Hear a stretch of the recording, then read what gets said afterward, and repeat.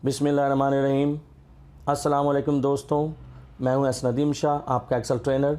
दोस्तों, आज की वीडियो पिवोट टेबल के चार्ट या ग्राफ से रिलेटेड है और ये पिवोट टेबल की तीसरी वीडियो है।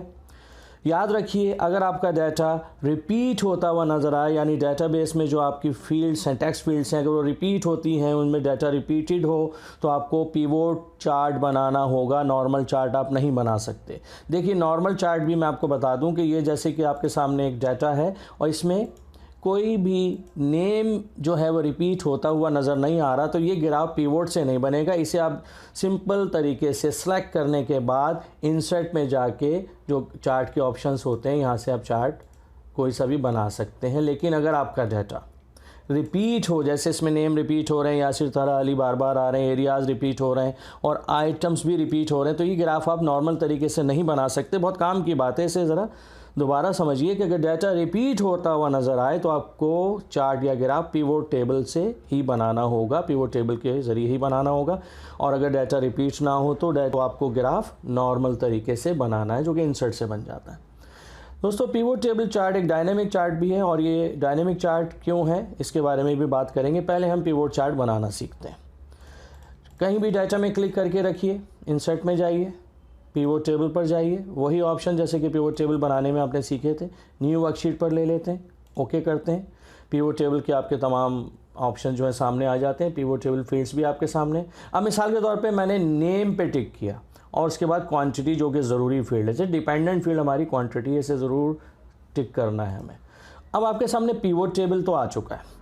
अब इस पिवोट टेबल का ग्राफ बनाना है। देखिए, पिवोट टेबल करता क्या है कि रिपीटेड डाटा को समराइज़ कर देता है। जैसे अली रिपीट हो रहा था, तला रिपीट हो रहा था, यासिर, लेकिन इसने समराइज़ करके एक एक मरतबा आपकी फील्ड में से एक एक नेम लेके आ गया, यानी समराइज़ कर दिया है। अब आप इजीली इसका ग्राफ बना सकते हैं।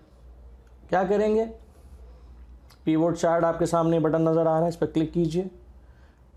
जो भी चार्ट आप बनाना चाहते हैं इस पर क्लिक कीजिए, ओके कीजिए। पिवोट चार्ट आपके सामने बन के आ चुका है, आप देख सकते हैं। यानी अगर आप इस डाटा पर डायरेक्ट ग्राफ बना देते तो नाम रिपीट हो रहे हैं, फिर ये ग्राफ ठीक नहीं बनता।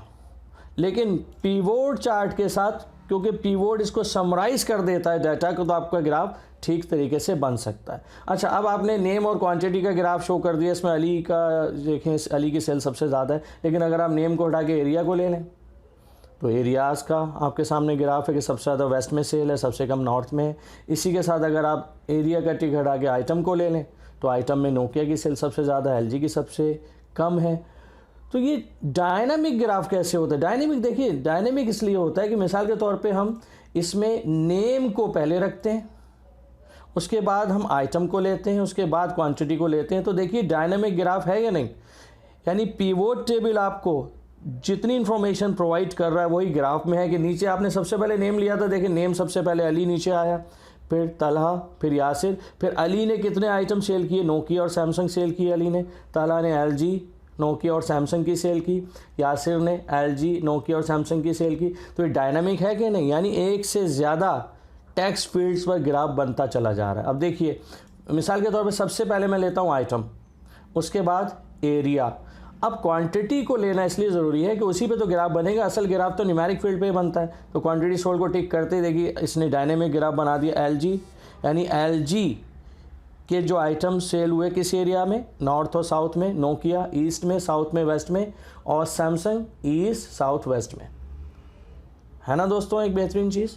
यानी आपका डाटा रिपीट हो रहा है तो आप ग्राफ इजीली नहीं बना सकते। तो रिपीट होते हुए डाटा के लिए आपको पिवोट टेबल बनाना पड़ता है, फिर पिवोट चार्ट आपको बनाना पड़ता है, और आप चाहें तो एक से ज़्यादा फील्ड्स के साथ ये ग्राफ बना सकते हैं। देखिए, मिसाल के तौर पे सबसे पहले मैं लेता हूँ आइटम और इसके बाद नेम, उसके बाद क्वांटिटी। तो कौन सा आइटम किसने बेचा? एलजी, तला और यासिर ने सेल किया। नोकिया, अली, तला और यासिर ने सेल किया। सैमसंग, अली, तला, यासिर तीनों ने सेल किया। अब ग्राफ की सेटिंग्स क्या होती हैं, इनके कलर्स और उनके ऊपर नंबर्स कैसे आ जाते हैं, ये एक अलग टॉपिक होगा, इस पर एक अलग वीडियो बनाई जाएगी। बहरहाल अगर आप चाहें तो इस तरीके से ग्राफ बना सकते हैं।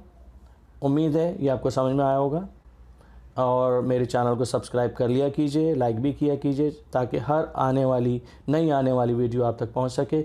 और दोस्तों, कमेंट्स बॉक्स में अपने कमेंट्स भी दिया करें ताकि हम नेक्स्ट वीडियोस आपके मतलब के मुताबिक, आपकी रिक्वायरमेंट के मुताबिक बना सकें, और इंशाल्लाह ये आपके बहुत काम आएंगी। अल्लाह हाफिज़।